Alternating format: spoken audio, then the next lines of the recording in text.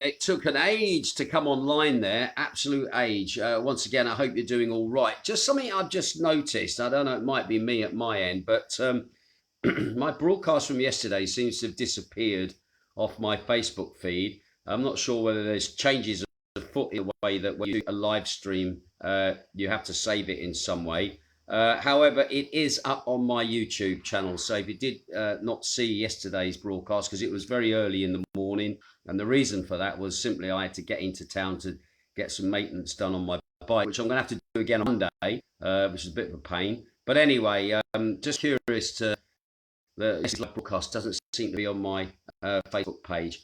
Anyway, there's been a lot going on in the last 24 hours. Obviously, you're aware with everything that's going on. So I'm going to quickly crack down onto it. Weather at the moment is really hot still.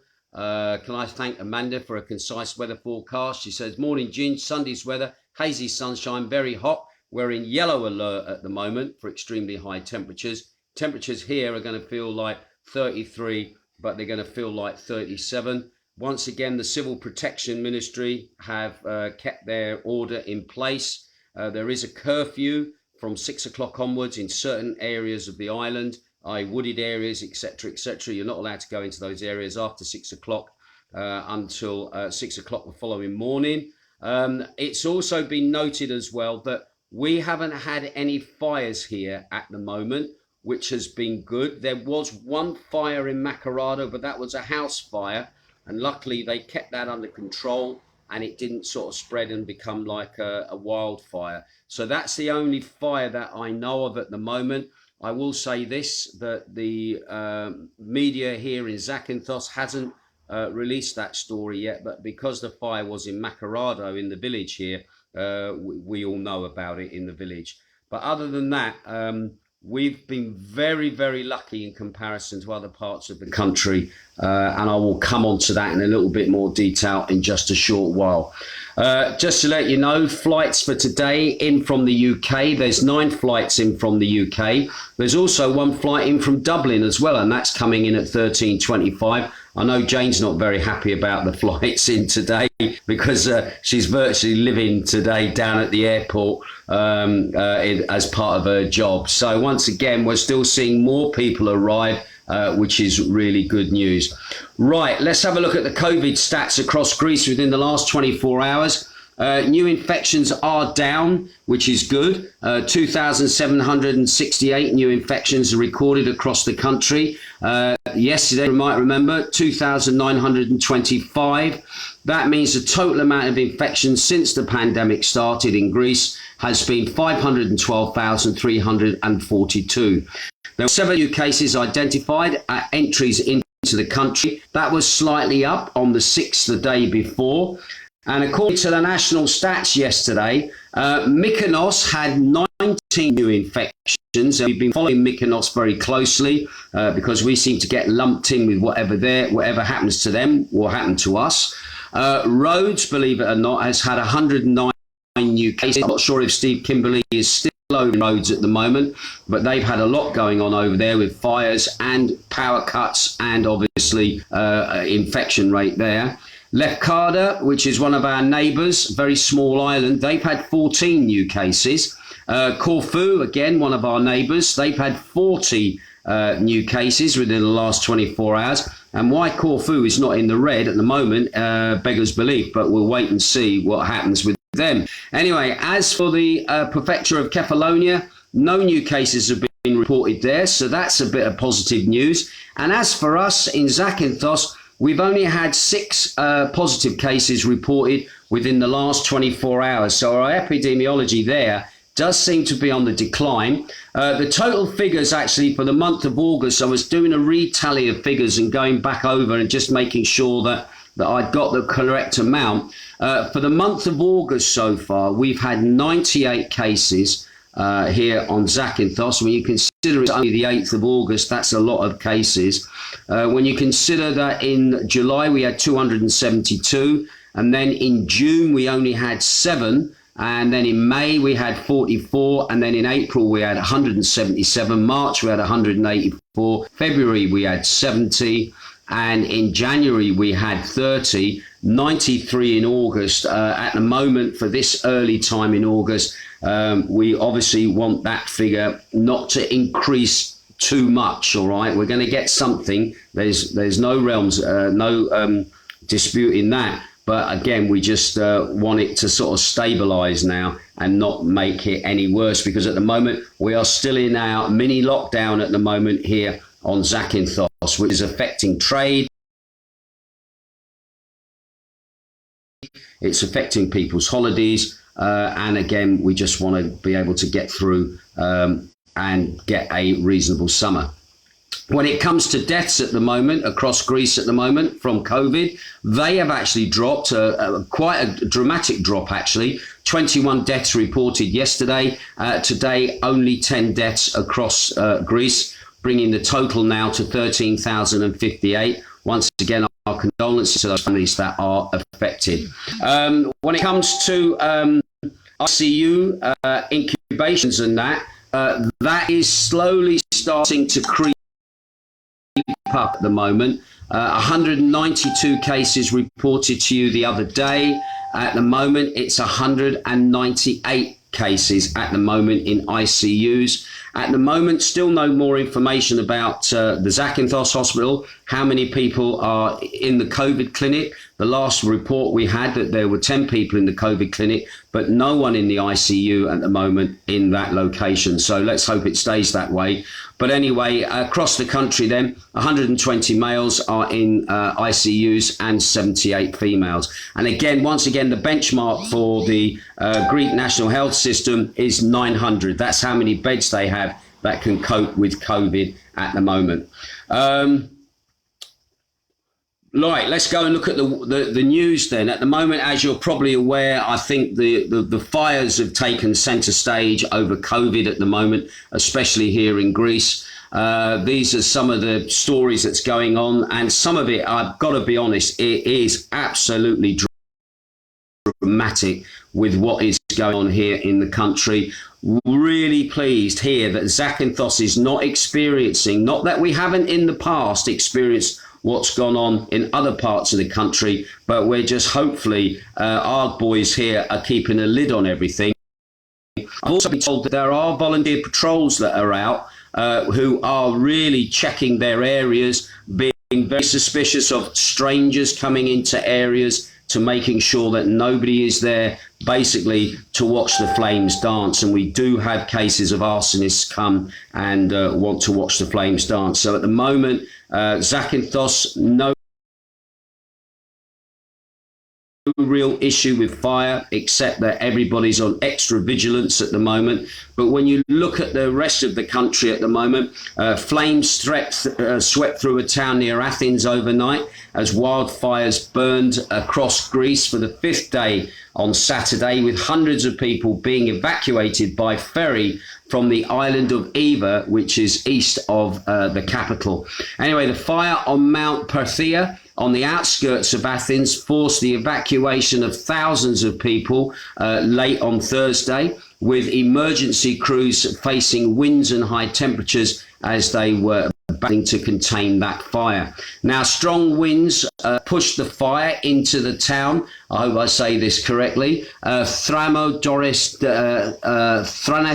Doromis overnight, and it burned homes. Residents had been ordered to evacuate from there, and there were no immediate reports of any casualties in that location.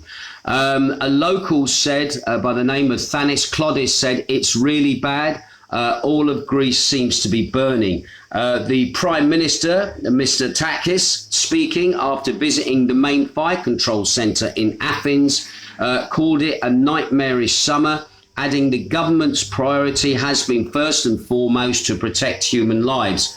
Now, wildfires have erupted in many parts of the country amid Greece's heat wave in more than 30 years, tearing through swathes of forest land, destroying homes and businesses, also killing animals that are obviously trapped in those locations. Temperatures have been over 40 degrees Celsius, that's 104 Fahrenheit, and that has been for most of the week. Now, earlier this week, the European Union's Corpus Atmosphere Monitoring Service warned that the Mediterranean has become a wildfire hotspot with a heat wave producing a high risk of further fires and smoke pollution around the region. Now, not only is Greece battling these fires, but Turkey is also battling fires as well. The president there, Erdogan, says that it has been the worst wildfires in their history. They have 6 fires still burning in Turkey on Saturday. At least 2 villages in the southwestern province of Mulga had to be evacuated.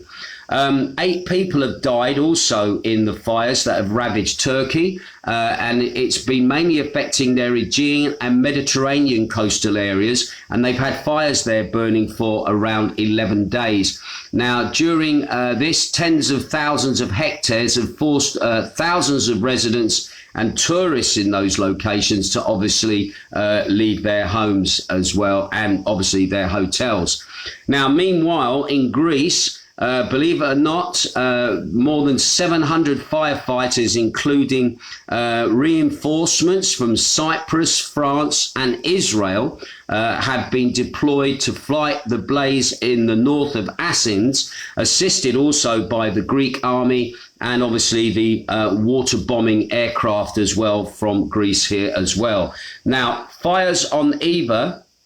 That's an island which is the second biggest island just off the coast of Athens. They basically were forcing the residents there to have to evacuate by ferry from the islands. Now, the pictures that they showed on the TV of people all on the ferry with the back of the ferry lowered, and people driving on, and just the red glow of the fire coming from behind was absolutely something from a movie. You couldn't believe that this is for real, and that people were having to leave everything, homes, possessions. And Jane and I, we were talking about family cats and domestic animals, having to leave them, grabbing what you can, get out, get in your car, drive to the port, then to be sailed away to where, God knows, to a reception centre in Athens, where hopefully you can suddenly start to try and work out how you're going to get your life back. Anyway, the fires on Evia, Greece's second biggest island, are scattered from one end of the Gulf across to the other. Hundreds of people, including mainly elderly residents, were evacuated by ferry late on Friday from the town of Lini on Evia as flames reached the shore and the skies turned a atmospheric red.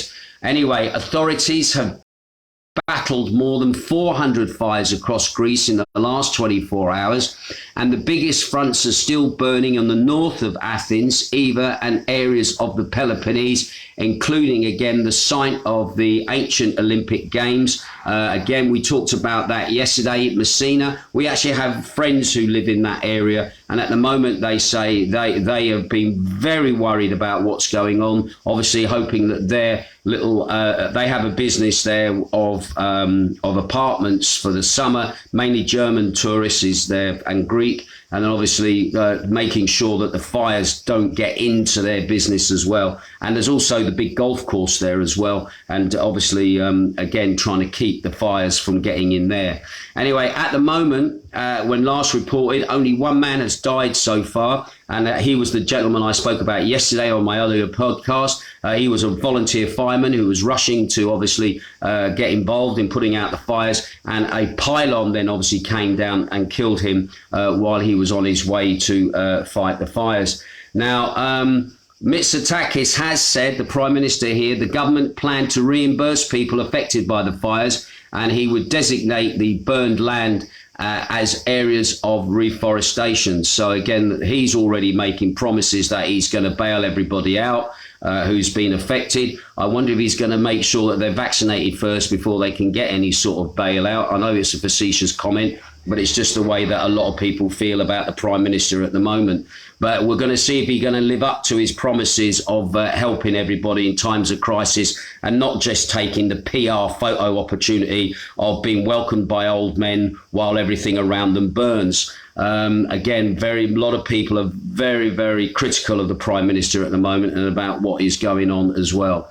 Anyway, residents in the suburbs in the north of Athens have been forced to leave in a hurry with a few belongings. A gentleman by the name of Yorgis Papagorou, 26, said on Friday, sitting in a car park with his girlfriend as the ash fell round them from the smoke-filled skies. They said, "Our business, our home, and all of our property is there. I hope they don't burn." So again, a lot of people having to just grab what they can, get in their cars, drive somewhere, obviously out of the way of the fire, and obviously sit and wait for hopefully it to burn out. And in that time, obviously worried about what they're going to go back and what they're going to find. Interestingly, the US Embassy in Greece has issued a natural disaster alert prompted by the fires raging across the countries, and is advising its citizens to either leave the country or leave the locations where the fires are. Also as well, the Greek public power company said more than 1,000 electric pylons and poles have reportedly so far been damaged in the devastating wildfires that have ravaged northeastern Attica. And this has caused power cuts, which is obviously hampering the abilities to obviously fight and contain fire, as obviously electricity is still used for certain things like pumps, etc. And obviously having no power, obviously it just adds to the grief of everything that's going on. So at the moment, it's still looking very serious with the fires. Luckily, Zakynthos at the moment, we haven't had anything of note, and our boys here are keeping a lid on it. Other people here are being vigilant, making sure that suspicious people in areas during daylight hours are not up to mischief, because trust me, there are people here who just like to watch the flames dance. So fingers crossed, we'll get through Sunday without any further fire or anything happening here on this island. And we seriously do not want that when you consider we're in this lockdown at the moment of curfew and 1 o'clock curfew and music ban and all the other stuff. That's the reason why I'm not working. So again, we don't want a fire on top of everything else as well. Right now, going back to the news here on the islands, it seems that only 1 in 6 companies in the Ionian region that appealed the initial decision will eventually be able to get sizable funds for businesses affected by the coronavirus under the Ionian Islands operational program 2014 to 2020. Now, that was a fund that was created basically to bail out businesses who were obviously affected by what had happened with the coronavirus. Now, it now emerges from the data that was given by the governor for the Ionian region. Her name is Rodi Kareska on July the 27th. Now, according to the relevant tables, out of 458 companies who had submitted the relevant request, they'd obviously gone through the procedure with their accountants, filled in all the paperwork, ticked all the boxes that needed to be ticked.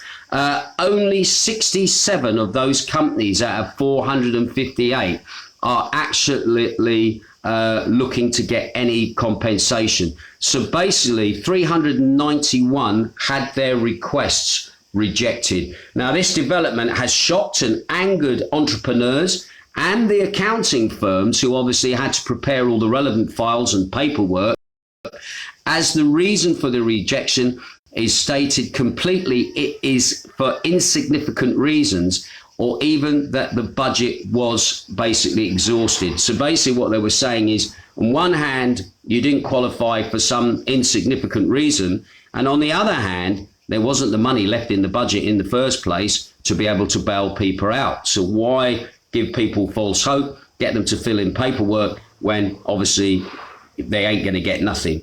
Anyway, the development essentially overturns, they say, the policy of strengthening those companies that have been hit by the COVID-19 and shifts the issue to the bias and non-transparent assessment. So basically what they're saying in that statement then is that the company's bit of hope that something might come of this special fund that they were being offered doesn't look like anything is going to transpire from that, and companies will have to make their own arrangements if they want to survive. Anyway, the effort to support businesses, they said, started with the European Commission's decision in 2020 and state aid measures to support the country during the outbreak of the COVID-19 and specialised in a series of decisions of complement governmental and regional bodies. I think basically what they're saying there was that there was money initially coming from the EU. It was up to the local government here in Greece as to how that money would be distributed. Certain criteria were put in place that were applicable at the time. And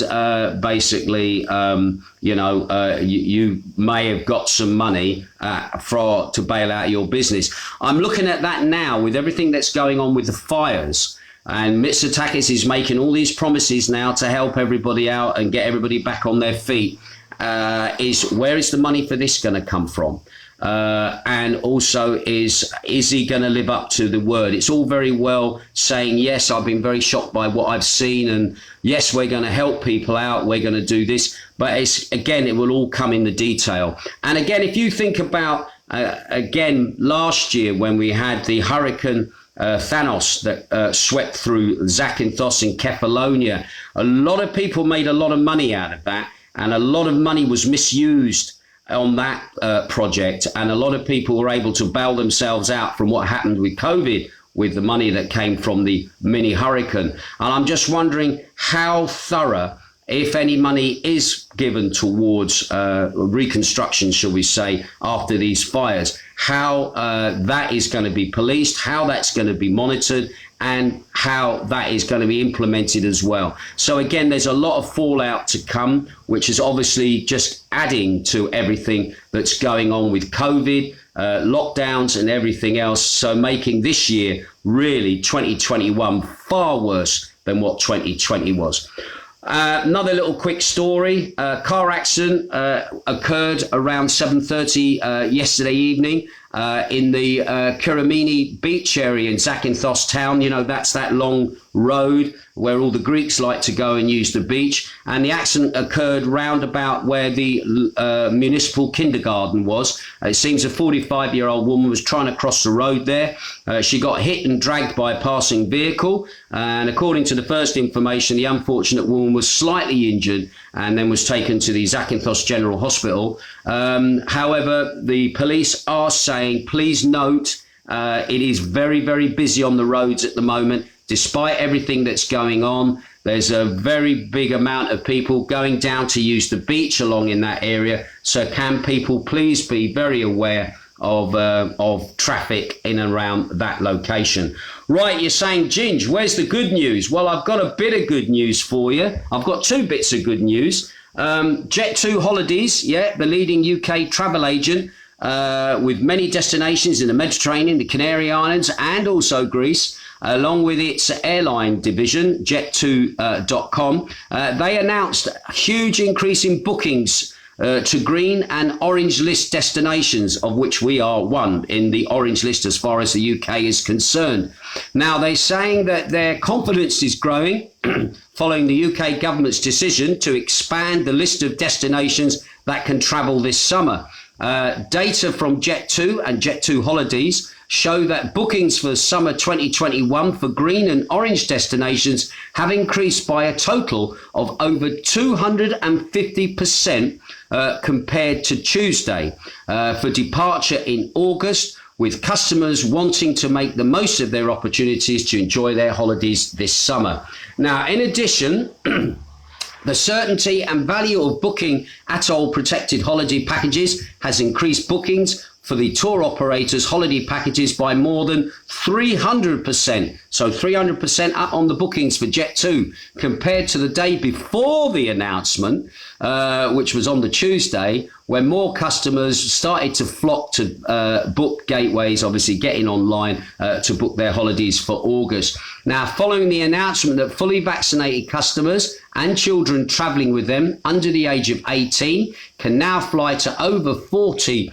quarantine-free destinations this summer from 10 UK bases, Jet2 and Jet2 Holidays have restarted flights and holidays to all orange list destinations. Anyway, as customers have been able to plan and look forward to flights and sunshine holidays across the Canary Islands, the Balearic, mainland Spain, Portugal, Malta, Croatia, Greece and Cyprus, companies have reported strong demand in August as holidaymakers look to escape the peak of the summer season. Anyway, commenting on the trend, Steve Heppy, he's the chief executive of Jet2.com and also Jet2 Holidays. He said the latest review of the traffic light by the UK government comes just in time for the peak summer season. We welcome the further expansion of the lists green and orange, and it's good news for both the travel industry and holiday makers. It's no surprise that we are seeing sudden rise in bookings to green and orange list destinations. As we know, there is a huge demand from holiday makers looking forward to leaving. Anyway, the expansion of the list increases customer confidence, gave them the confidence to book the long-awaited holidays, with customers continuing to plan and look forward to flights and holidays to more than 40 green and amber listed destinations. This summer is much brighter for holidaymakers. So there you go. There's a bit of positive news for you. Please, if you haven't decided about booking your holiday to Zakynthos, can I tell you now, we are still a safe place to come to, despite everything that's going on.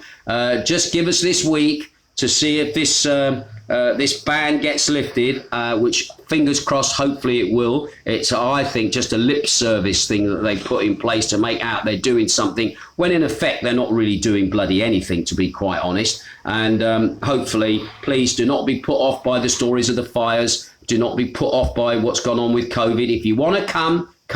We'll be very happy to see you, okay? And the great thing is, if you are double vaccinated, you don't have to quarantine when you go back. All you got to do is do your self-test on the 2nd and 5th day or whatever. But again, please, please, please don't be put off by what is happening in the news, all right? And finally, some more good news, which I know a few people will actually raise a little smile to. According to Eurostat data released on Thursday, on the occasion of World Beer Day, which is celebrated on Friday, believe it or not, Greek breweries managed, guess what, to weather the closing of the catering section for a large part of 2021.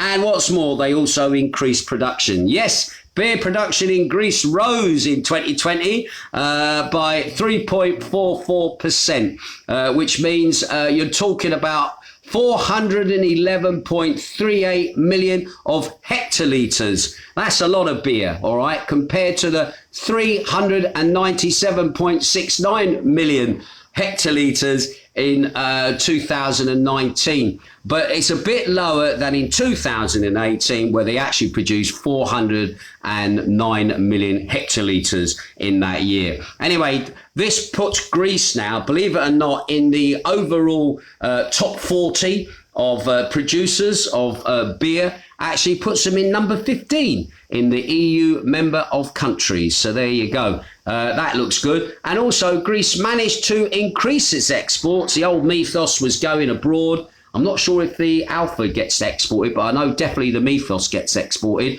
But Greece managed to increase its beer exports to 62.35 million hectolitres from the 46.94 million hectolitres in 2019, which was down a bit from its imports of 25.75 million. So we're also bringing a lot in as well as sending a bit out. By comparison, just out of curiosity, the two largest exporters of beer in Europe are, who do you think they are? Do you think it's the Germans? No.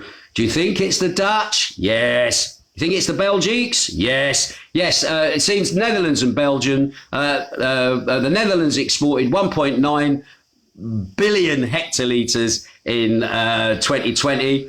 And the Belgians, they weren't that far behind with 1.7 billion hectolitres of beer in 2020. And I noticed that my old mate Rossi from Australia was tuning in. And again, he used to pull the pints, as it were, at the old Rossi's place in Argosy. So anyway, quick look to see who's tuning in. I do notice a lot of people looking in at the moment. Anthony Westgate, Laura Ann, I'm just looking for any comments.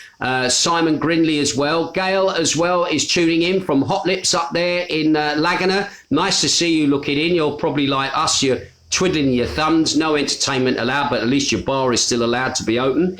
Karen Thompson, Wendy Norcliffe says horrendous, really horrendous. Yes, the fires are something out of Dante's Inferno. We really are feeling for the people on the mainland at the moment, and God forbid it happens here in Zakynthos, but at the least we're keeping a lid on it, and there's been no major fires here in the same respect that they have been in on the mainland. Terry Taylor is also tuning in. Sandra Thingy. Gary Horsfield said, lots of rain here in Manchester this morning. Forecast not good all week. Well, there you go. You need a holiday, mate. You need to come to Zakynthos. Got plenty of sunshine here. In fact, we've got too much sunshine here. So anyway, that's a bit of a positive. Jan Lawrence, Paul Green is watching as well. Amanda Gregory, thank you for tuning in, my lovely. And thank you for your weather forecast. Dave Matthews in Oxford is tuning in as well. And Rachel Hanson is also watching as well. Just saw a message quickly from Steve Kimberley there, but it just disappeared away. Where is it? I think I might find it somewhere down the bottom. Zanti Pete says, have a great day, Ginge. Thank you. Thank God no fires in Zakynthos, but just sad scenes across all of Greece. Really, honestly, you cannot believe how heartbreaking some of these scenes are across Greece. I do know at the moment Zakynthos is gearing itself up to send some form of aid. People are collecting clothing. People are collecting like tin foods, tin goods and stuff like that. I was trying to find the information where you could give something, but at the moment I can't find anything. I think there is a Red Cross online thing going where sort of aid can be paid, given to the Red Cross to be handed out to people here in Greece. So if you want to go and donate something there, by all means, just have a look online. I'm sure you'll find something there to do that. And here, if you're on the island, I did see a notice about people giving, clothing, children's clothing, sort of things like that, because some people have literally run out of their house with the clothes they walk in and have left everything behind and just fled. All right, it's as bad as it sounds. It is as bad as it is. All right. So again, if you want to donate something, I'll try and find out for you as well. Right, I'm gonna bang it on the head there. Can I just say once again, thank you to everybody tuning in. Just a quick reminder, my Northern Soul show goes out on beatsradio.co.uk this evening at 5 p.m. UK time, 7 p.m. local time. So I will be in the chat room. That was a show that was recorded with a live audience. And at the moment, with the music ban on at the moment, obviously, we've been trying to make shows. Well, I made my dance anthem show before the band came in. My next show for Northern Soul will obviously have to be a recorded show. But anyway, we just have to wait this week out and see what will happen and see how things will change. So anyway, I'm going to leave it there. Thank you once again for all your support and encouragement. I'll keep my ear to the ground. If I hear of anything, trust me, you'll be the first to know. Ta-ra.